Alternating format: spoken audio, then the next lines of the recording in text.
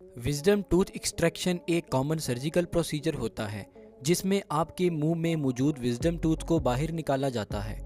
Wisdom tooth हमारे मुंह में सबसे लास्ट पर निकलने वाले दांत होते हैं जिन्हें मोलर्स का लास्ट सेट भी कहा जाता है। ये दांत आमतौर पर 17 से 25 साल की उम्र में निकलना शुरू करते हैं और इस लेट उम्र में निकलने की वजह से इन्हें विजडम टीथ कहा जाता है।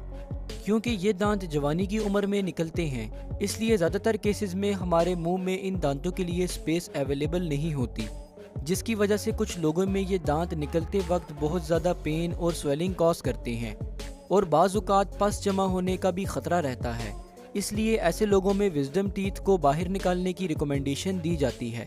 तो चले देखते हैं कि विजडम टूथ एक्सट्रैक्शन का प्रोसेस कैसे परफॉर्म किया जाता है। सबसे पहले पेशेंट के मुंह का टोमोग्राफी एक्सरे लिया जाता है जिससे कि विजडम टूथ की रूट्स और पोजीशनिंग का पता चल जाता है। इसके बाद डेंटिस्ट पेशेंट के मुंह में दांत के इर्द गिर्द लोकल एनेस्थीसिया इंजेक्ट करता है ताकि प्रोसीजर के दौरान दर्द महसूस ना हो। अगर पेशेंट का दांत गम से बाहर ना निकला हो तो फिर डेंटिस्ट पहले गम्स को कट लगाकर विजडम टूथ को एक्सपोज करता है।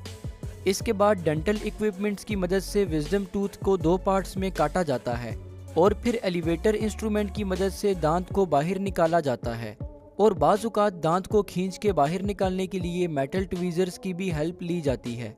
जब दांत के सारे पीसेस बाहर निकल जाते हैं तो फिर टूथ सॉकेट को फिलिंग की मदद से फिल कर दिया जाता है या फिर डायरेक्टली गम्स को स्टिच कर लिया जाता है। ब्लीडिंग को रोकने के लिए बाज़ औक़ात गम्स पर गॉज रखा जाता है और इस तरह टूथ एक्सट्रैक्शन का प्रोसेस कंप्लीट हो जाता है।